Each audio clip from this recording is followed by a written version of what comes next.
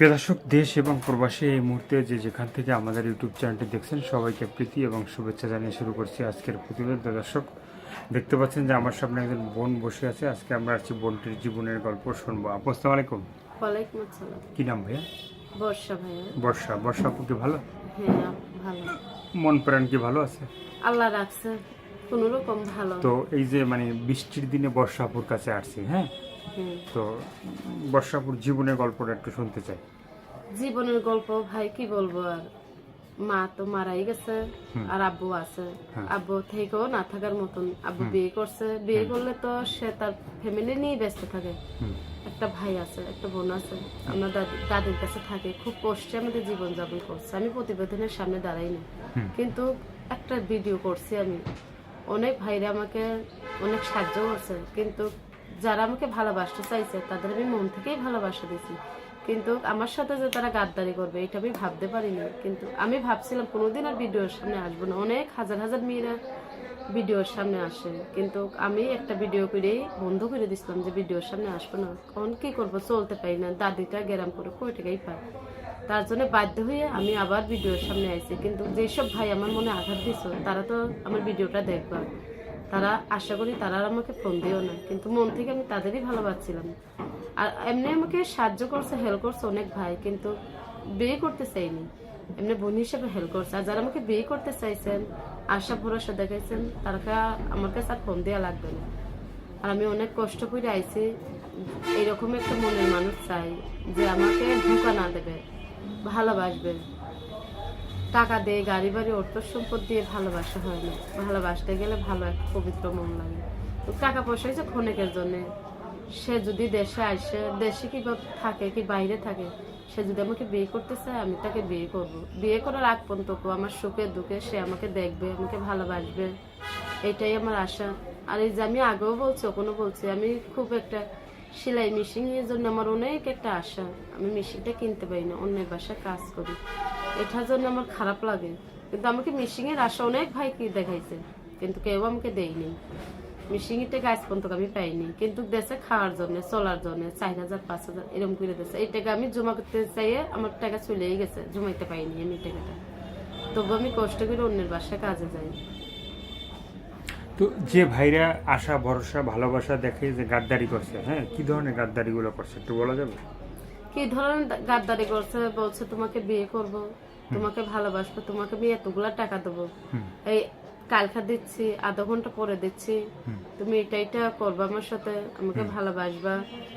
তা আমি বলছি হ্যাঁ, তুমি দেশে আসো, তোমাকে আমি ভালোবাসবো, তুমি যা বলবো আমি তাই বলবো, তুমি যেখানে যাইতে করবে আমি সেখানে যাব। কিন্তু সে আমাকে বলছে তোমাকে আগে মেশিনটা কিনে দেই আজকে, তারপরে তুমি, আমি আবার 1 মাস পরে আইতাছি, তোমাকে বিয়ে করবো। আমি তার কথা মতনই রাজি হয়েছি, কিন্তু তা ভাবতে পারিনি হঠাৎ করে সে আমার জীবন থেকে সরে দাঁড়াবে। কিন্তু আমি তার কাছে বাধ্য হয়ে ফোন দিছি। আজকে তার কথা বলার দিন, সে আমাকে টাকা দেবে, সেই দিনই আমি ফোন দিয়েছি। সে ফোনটা আমার ধরিনি, সে ফোনের মধ্যেই আমার কাছে ক্ষমা চেয়ে নিয়েছে।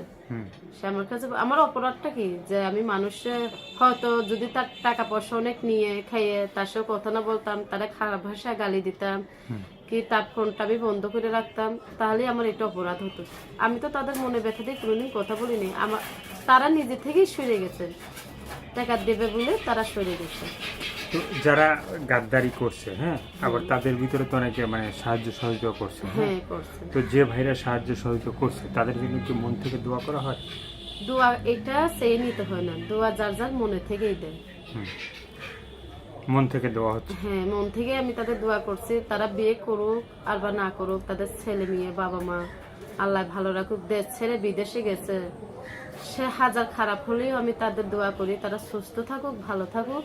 কেননা তারা 2টা টাকার ইনকামে গেছে, তাদের টাকা আমি চাই না যে অন্য রাস্তা ফাউ রাস্তা কোনো যাক।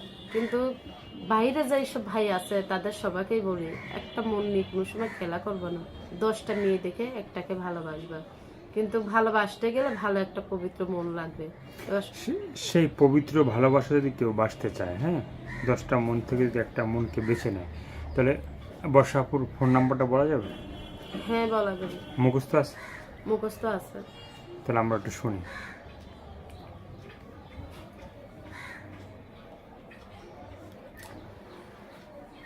017 017 62 62 95 95 7119।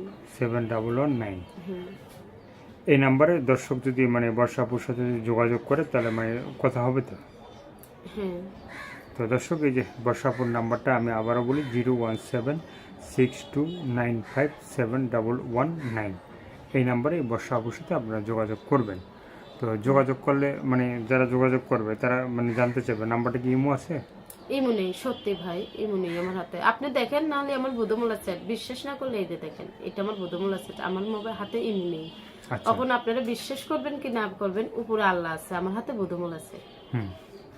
তো অনেক কথাই শুনলাম, হ্যাঁ, কেউ আপনাকে ভালোবাসার কথা বলে, ভালোবাসা দেয় নাই, ঠিক আছে, ভালোবাসা মানে আশা দেখাই কিন্তু সবাই মানে কিন্তু দেই বাসা নাই, বাঁধার পরে হ্যাঁ কিন্তু দেই নাই, এটা আমার ভালো আমাকে বাসিনি, এটা আমার দুঃখ। আমার দুঃখ একটাই, এখানে তোমরা টাকা পয়সা দিছো, কম দেও আর বেশি দেও, আমাকে তো দিছো, কিন্তু আমার সাথে কেন বেইমানি করবে? আমি তো তোমাদের সাথে বেইমানি করিনি।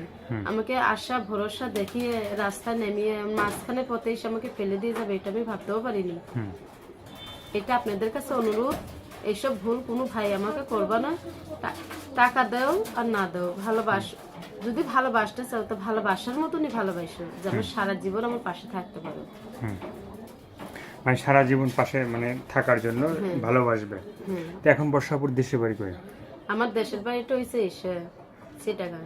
চিটাগাঙে থাকা হয় কই? হ্যাঁ ওখানেই থাকি, চিটাগাং সার ফ্যাক্টরির ভিতরে থাকি। কোথায়? সার ফ্যাক্টরি? হ্যাঁ আগে কুমিল্লে ছিলাম, এখন ওইখান থেকে চিটাগাং চলে আইছি, তার জন্য এখানে সার ফ্যাক্টরির ওইখানে আমরা থাকা হয়। তো বর্ষাপুকে জীবনে কি প্রেম ভালোবাসা করা হয়েছিল কারোর সাথে? এটা একটা কথা বলেন, হ্যাঁ জীবনে প্রেম ভালোবাসা করছে, কিন্তু সরাসরি কোনো সময় কথা বলিনি কারোর সাথে। কিভাবে কথা বলবো, খুব অভাবী সংসার ছিল, মা মারা যাওয়ার পরে। না সেটা সরাসরি না, তো মোবাইলে কথা হয়েছে। হ্যাঁ মোবাইলে কথা হয়েছে, কিন্তু সেটা হয়তো প্রতিবেদন করার পরে। হ্যাঁ প্রতিবেদনের মধ্যে যে এলাকায় থাকা হয় চিটাগাঙে, ঠিক আছে, সে এলাকার যে ছেলেপেলে আছে না, যে সুন্দরী মেয়ে দেখলে প্রেম ভালোবাসা করতে চায়, হ্যাঁ হ্যাঁ আছে তো, কিন্তু এখানে আইসি তো আমি নতুন, এখানে আইসি হয় 1 মাস 1.5 মাসের লাগানো হবে, এখনো সেরকম হয়নি, আর আশা করি না হোক। আমি প্রতিবেদনের সামনে আইছি, আমি চাই একটা প্রতিবেদনের ভালো ছেলের সাথে। এমনি তো বিয়ে শাদী হয়নি? এমনি বিয়ে শাদী হয়নি। তো আর কি বলার আছে? আর বলার এই আর একটাই কথা আমার বলার, দর্শক ভাইদের আমি বলি, খারাপ ভাষা, খারাপ মন নিয়ে, খারাপ নিয়ত নিয়ে শুধু টাকার দ্বারা যে একটা মেয়ের জীবন নষ্ট করবে, এটা হচ্ছে ভুল কথা। টাকা দিলেই সবকিছুই পাওয়া যায়, কিন্তু মন থেকে কারোর ভালোবাসা পাওয়া যায় না, পাওয়া যায় না। তো দর্শক, এই যে টাকা দিলে সব কিছু পাওয়া যায়, কিন্তু মনের ভালোবাসা টাকা দিয়ে হয় না, মন থেকেই মনের ভালোবাসাটা হয়। তো যারা এই আপুকে ভালোবাসবেন বা বিশ্বাস যদি কইরা ভালোবাসতে চান, সেও তার মনের বিশ্বাসে তার সাথে কথা বলবে।